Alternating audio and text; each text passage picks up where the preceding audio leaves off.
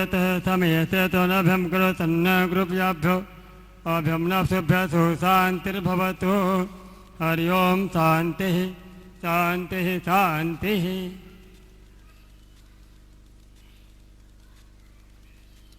त्वमक्षरं परमं वेदितव्यं त्वमस्य विश्वस्य परं निधानं त्वमव्ययः शाश्वतधर्मगोप्ता सनातनस्त्वं पुरुषो मतो मे। ओम श्री सद्गुरुदेव भगवान की जय। सर्वाणीन्द्रियकर्माणि प्राणकर्माणि च परे आत्मसंयम योगाग्नो ज्योतिज्ञानदीप्ते धूपमग्रापयामि। दीपम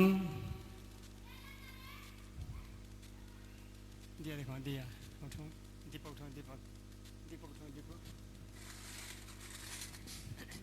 तेषामेवानुकम्पार्थम् अहम् अज्ञान्यं तमः नास्याम्यात्मभावस्थो ज्ञानदीपेन भावता दीपं दर्शयामि। ओम चंद्रमा मनसो जात चक्षो त्रियो जायत श्रोता द्वादश प्राच मुखार्न जायत। उठाओ फल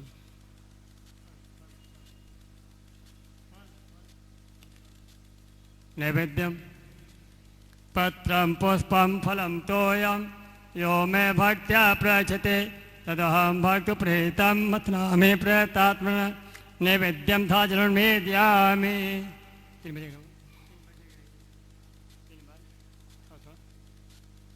इस भाग हाथ बुला रहे हैं भगवान का। हस्त प्रक्षालनम आचमन्यम प्रत्याचमन शुद्ध्याचमन्यम।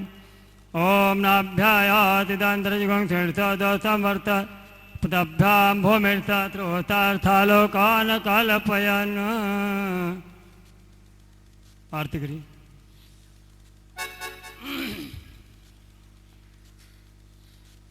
हे राजा राम तेरी आरती गाऊं। हे राजा राम तेरी आरती गाऊं। आरती गाऊं प्यारे तुझे कोरी जाऊं। आरती गाऊं प्यारे तुझे कोरी जाऊं। हे राजा राम तेरी आरती गाऊं। हे राजा राम तेरी आरती गाऊं।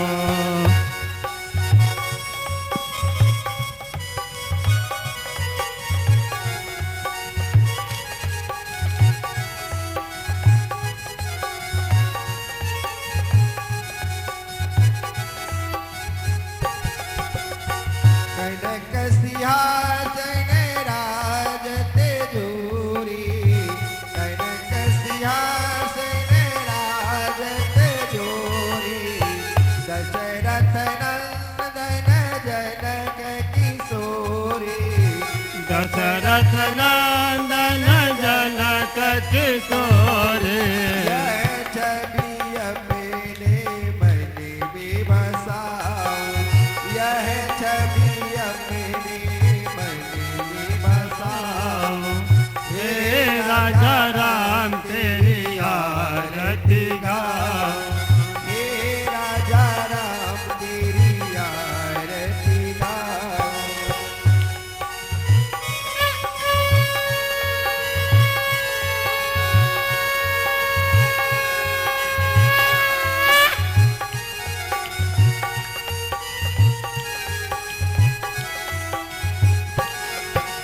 भाम भाग सोईत जग जननी।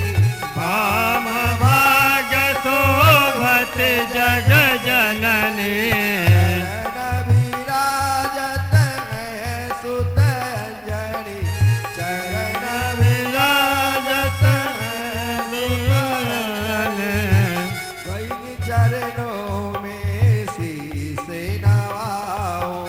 इन चरणों में शीश नवाओ। हे राजा राम तेरी आरती गाऊं। हे राजा राम तेरी आरती गाओ।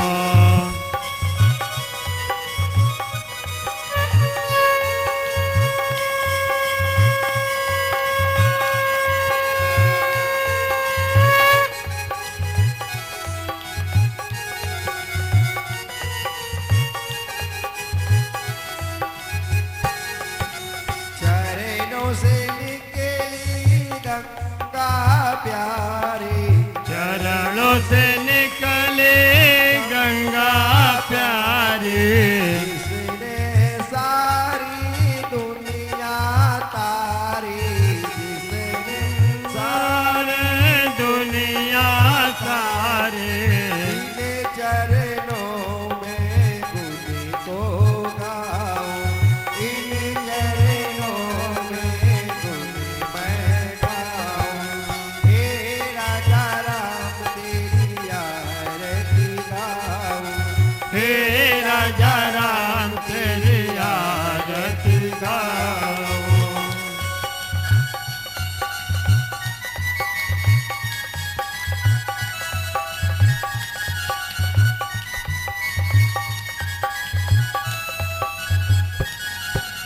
आरती हनुमत के मन भावे, आरती हनुमत के मन भावे, राम कथा नित शिव जी गावे, राम कथा नित शिव जी गावे। मैं बलिहारी तिहारी जाऊं, मैं बलिहारी तिहारी गाओ।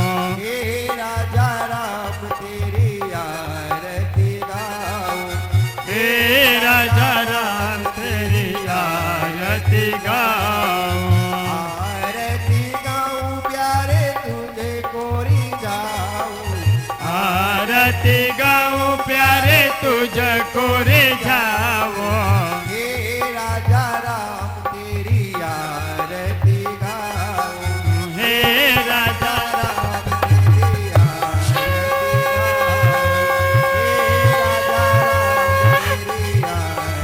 गाऊं, हे राजा राम तेरी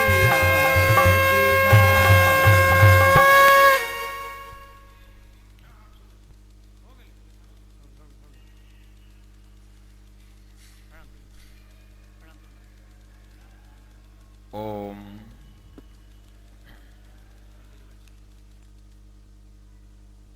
आप सब लोग अपना अपना स्थान ग्रहण करें।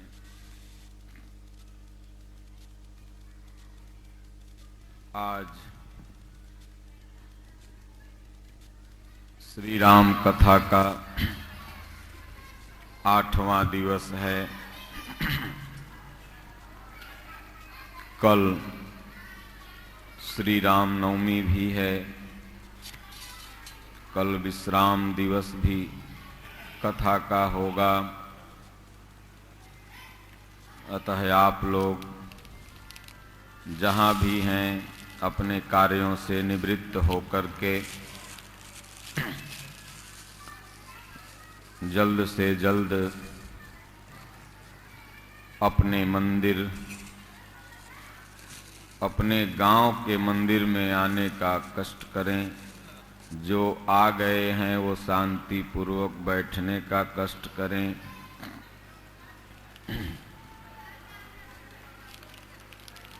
क्योंकि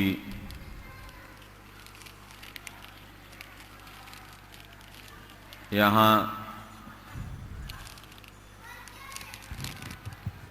3 सभाएं होती हैं। 3 सभा में पहली सभा होती है शोक सभा, जिसमें कोई नहीं बोलता, सब मौन ऐसे बैठे रहते हैं।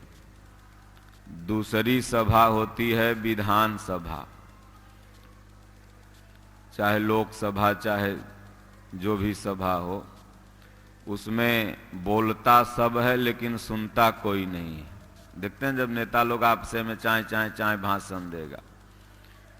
और तीसरी सभा है संत सभा। संत सभा में संत बोलते हैं और सुनते हैं सब। इसलिए संत सभा में वक्ता बोलते हैं, श्रोता सुनते हैं और सुन करके अपने जीवन में आचरण में उतार करके मनुष्य जीवन की श्रेष्ठता को समझते हैं। एक बार नारद जी एक भगत के घर गए, भक्त के यहाँ। जब वहां से वो उठ के जाने लगे, थोड़ी दूर पहुंचे तो वो भगत अपना घर गोबर से लीपने लगा। तो नारद जी सोचे, भाई मैं इतना अशुद्ध हूं कि मैं वहां से उठा तो ये गोबर से लीप रहा है, बात क्या है। भगवान के पास गए। भगवान से नारद जी ने कहा, प्रभु ये बताइए, मैं अभी एक भक्त के यहाँ गया था और वह उस स्थान से जाने के बाद गोबर से लीप रहा, क्या मैं अशुद्ध हूं? भगवान ने कहा, नारद अशुद्ध तो नहीं हो लेकिन निगुरा हो, अभी तक तुम्हारा कोई गुरु नहीं है। इसलिए जो निगुरा होता है उसके ऊपर लख पापिन कर भार, 1,00,000 पापियों का भार होता है। तो इसीलिए तुम वहां से उठा तो वो भगत उस जगह को शुद्ध करने लगा।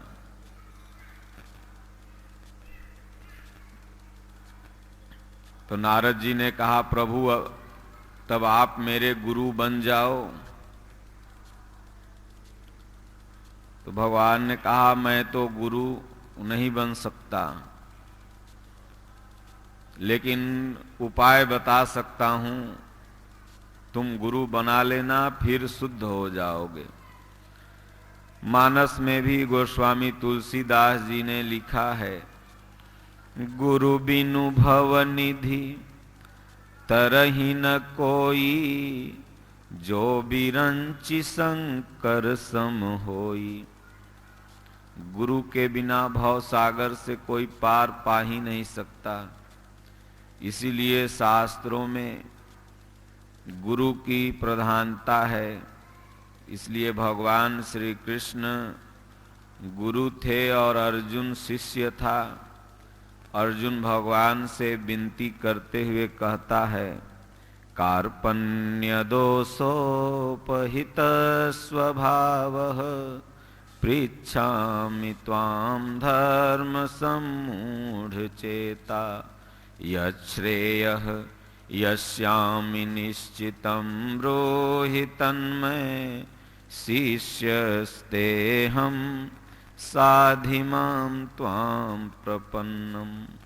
भगवान आपके शरण में हूँ, आपका शिष्य हूँ, संभालिए, चलाइए और भवसागर से पार कर दीजिए। तो इसलिए गुरु के बिना भवसागर पार नहीं जाया जा सकता। लेकिन गुरु बनाने में हमारे पूज्य गुरुदेव भगवान कहते हैं, जल्दीबाजी मत करो, गुरु करे जान के, रास्ता चले देख के, या पानी पिए छान के। ये तीनों काम में जल्दीबाजी नहीं करना चाहिए। जैसे आप लोग अभी अपने गांव से ये करौटा धाम में आते होंगे तो वो सीढ़ी रास्ता में पड़ती होगी पुलिया के नीचे, तो पैर देख के रखे, कहीं इधर उधर रखा तो घोड़े टूट जाएगा। तो इसलिए गुरु करे जान के, रास्ता चले देख के, अब पानी पिए छान के। पानी छान के नहीं पिएगा तो टाइफाइड मलेरिया धर लेगा। और गुरु महाराज को, किसी को भी गुरु बनाओ तो जो माया से मुक्त हो, बंधन मुक्त हो, संत हो, वही गुरु। बनारस में जाइए तो घरे घर गुरु, कहें का गुरु पालागी, का गुरु गठल, का गुरु बनल, का गुरु छनल। गुरु का मतलब होता है गु माने अंधकार, रू माने प्रकाश। जो जीव को जन्म जन्म के अंधकार से निकाल करके प्रकाश की तरफ ले जाएं, वही गुरु हैं।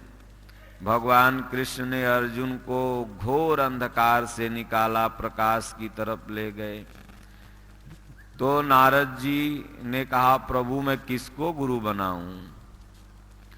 तो भगवान ने कहा, देखो नारद, गुरु के बिना मुक्ति नहीं है, इसलिए सुबह तुम गंगा मैया का स्नान करना और घाट पर तुमको जो पहला व्यक्ति मिल जाए उसे गुरु बना लेना। तो नारद जी अपना गए, घाट पर स्नान किए। जब स्नान करके ऊपर आने लगे तो एक मल्लाह मिल गया, मछली मारे हुए था, आधा हाथ में लटकाए हुए था, कटिया लिए हुए था, माला ऐसे ही नारद जी लिए हुए थे कि जो गुरु मिलेंगे, संत मिलेंगे, उनको पहना के गुरसिक हो जाएंगे। माला हाथ के हाथे में धरा रह गया। बोले, मल्लाह को गुरु कैसे बनाऊं? भगवान ने कहा है कि जो पहले मिलेगा उसे गुरु बना लेना। अब पहले ही ससुरा मल्लाह मिल गया, इसको कैसे गुरु बनाऊं? माला लिए लिए भगवान के पास चले गए। भगवान ने कहा, नारद जी गुरु बना लिया आपने? बोले, प्रभु आपने कहा था पहले जो मिलेगा उसे माला पहना के दंडवत कर लेना। एक मल्लाह मिला, उसको मैं कैसे गुरु बना लूं? तो भगवान ने कहा कि अरे मैं ये तो नहीं कहा था कि मल्लाह नहीं मिलेगा, दूसरा मिलेगा तो बनाना, मल्लाह मिलेगा तो नहीं बनाना। मैं तो कहा था जो मिलेगा उसी को गुरु बना लेना। तो नारद जी फिर दूसरे दिन बड़े सवेरे स्नान किए गंगा मैया में जाके, और जैसे ही घाट पर चढ़े तो फिर वही मल्लाह मछली मारे हुए, देह आधा गमक रहा था। नारद जी ने कहा, भाई गुरु नहीं बनाएंगे तो मुक्ति भी नहीं मिलेगी, चलो अब माला भगवान का आदेश है तो पहना ही देते हैं। तो गए, माला पहना के दंडवत किया। वो तो थे महापुरुष, लेकिन उसी भेष में रहते थे। केवट मतलब होता है सदगुरु, जो भव सागर से पार करें वही केवट है। इसलिए गोस्वामी जी ने मानस में लिखा है कि करण धार सदगुरु दृढ़ नावा, दुर्लभ साज सुलभ करि पावा। और जो वो मछली मार के लटकाए हुए था ना, तो मनवय मछली है। महापुरुष न जाने कितनों का मन मार के अपने जेबा में रख ले रहते हैं, नहीं समझे? तो नारद जी ने गुरु बना लिया, दंडवत प्रणाम किया, और फिर उस दिन से जिस जगह जाने लगे वो जगह शुद्ध होने लगा। फिर कोई लीपा पोती नहीं करता था। तो इसलिए जीवन में गुरु अनिवार्य हैं। बिना गुरु के भवसागर या संसार में कोई भी काम, जैसे आप मोटरसाइकिल चलाने सीखते हैं तो एगो गुरु चाहिए ना। और क्या नाम है, खैनियों खाए वाला गुरु होता है, सिखा देता है, कहेगा ले बनाओ। और चोरियों करने वाला गुरु रहता है। कोई भी काम सीखने के लिए गुरु की जरूरत होती है, बिना वो इसे सीख ही नहीं पाएंगे। तो उसी तरह से भव सागर से पार अगर जाना है, बार बार ये 84 लाख योनि से मुक्ति पाना है, गर्भवास की यातना से मुक्त होना है, तो जो भव सागर से पार हो गए हैं ऐसे महापुरुष की शरण में जाना ही पड़ेगा। तो आप ऐसे महापुरुष को पहचानेंगे कैसे? पहचानने की विधि क्या है? तो पहचानने की विधि मात्र इतना ही है कि आप घर में बैठ के सुबह शाम भगवान का नाम जपते रहिए। ओम राम में से कोई एक। फिर जो भी महापुरुष जहाँ भी होंगे आप या तो उनके पास पहुँच जाओगे या तो वो महापुरुष ही आपके पास पहुँच जाएंगे। इसलिए श्रद्धा से जो नाम का जाप करता है उसे अपने आप संत मिल जाते हैं। जैसे विभीषण जी आप लोग सुने कल कि श्रद्धा से राम राम जपते थे, तो भगवान सीता की खोज करने के लिए नहीं भेजे थे, बल्कि विभीषण जी को तारने के लिए हनुमान जी को वहां भेजे थे। इसलिए भगवान को हवाई जहाज पकड़ के नहीं आना पड़ता, आपके वो दिल में ही हैं। अर्जुन ने कई प्रश्न गीता में किया भगवान श्री कृष्ण से, लेकिन कुछ प्रश्न वो नहीं कर पाया जो उसे स्वयं भगवान श्री कृष्ण ने ही किया। 18वें अध्याय में भगवान अर्जुन से कहते हैं, अर्जुन उस भगवान को जानते हो कहाँ रहते हैं? मुझको जानते हो मैं कहाँ रहता हूँ? अर्जुन ने कहा, हाँ प्रभु, मथुरा में रहते हैं, द्वारिका में रहते हैं, वृंदावन में रहते हैं, गोपिकाओं के पास रहते हैं, और कहाँ? बोले नहीं, ये तो मेरे शरीर का स्थान है, मैं कहाँ रहता हूँ? बोले भगवान इतना ज्ञान हमको कहाँ है कि मैं जान पाऊं? तो भगवान ने कहा, ईश्वरः सर्वभूतानां हृददेशे अर्जुन तिष्ठति भ्राम्यान्य सर्वभूतानि यंत्ररूढ़ानि मायया। हे अर्जुन, वह संपूर्ण शक्तिशाली परमात्मा, बलवानों का भी बली, वो सब के हृदय में रहता है। सब घट मेरा साइया सुनी से जन कोय, बलिहारी वा दास की जही घट पर घट होय। इसलिए भगवान को ढूंढना है तो यहाँ ढूंढो, दिल में, वो दिखाई पड़ेंगे। बाहर ढूंढने से कहीं कुछ मिलने वाला नहीं है। बाहर सिर्फ तीर्थों में जाने से पुण्य पुरुषार्थ बढ़ेगा। तीर्थ गए एक फल, संत मिले फल चारी, सदगुरु मिले अनंत फल, कहे कबीर विचार। तीर्थ में जाने से एक फल है, संतों के दर्शन होते हैं। जैसे आप लोग यहाँ आए, संतों का दर्शन हुआ, कुछ ज्ञान मिला, तो 4 फल आपको मिलेगा, अर्थ, धर्म, काम और मोक्ष। और तीर्थ में गए कहीं अगर सदगुरु मिल गए, महापुरुष मिल गए, तो सदगुरु मिले अनंत फल, कहें कबीर विचार। फिर अनंत जीवन मिल जाएगा। जैसे भगवान श्री कृष्ण को संदीपनी मुनि मिल गए तो भगवान श्री कृष्ण का जीवन अनंत हो गया।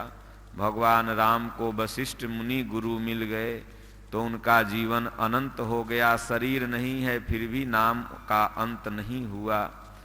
तो इसलिए गुरु अनिवार्य है और सबको गुरु बनाना चाहिए। तो बहुत लोग सोचते हैं बुढ़ापा में गुरु बनाएंगे, अभी जवानी है, खेल लो कूद लो इधर उधर। बुढ़ापा देखा किसने है? बुढ़वा लोग से पूछिए तो वो लोग भी अपने आप को जवाने मानते हैं। भजन करने की कोई उम्र नहीं होती। तमाम भक्त देखिए, ध्रुव, प्रहलाद सब 5-5 बरस में ही भक्ति करने लगे। जब ऐसे चेतई तब ऐसे सुधरी, जन्म के उघरी जन्म के उघरी। जब से चेत कर जाओ तब से ही लग जाओ। ऐसा नहीं बुढ़ापा आएगा तब करेंगे, जब आंख कमजोर हो जाएगी, उठने बैठने का शरीर में पावर नहीं रहेगा, तब भजन क्या होगा। इसलिए भजन तो जवानी में ही होगा। इसलिए एक भक्त भगवान से कहता है कीर्तन के माध्यम से आप लोग भी पीछे पीछे गुनगुनाइएगा। उसके बाद फिर हम लोग उत्तर कांड में भरत जी से हनुमान जी आके संदेश सुनाते हैं। इसी प्रसंग से उत्तर कांड की शुरुआत करेंगे। मुझ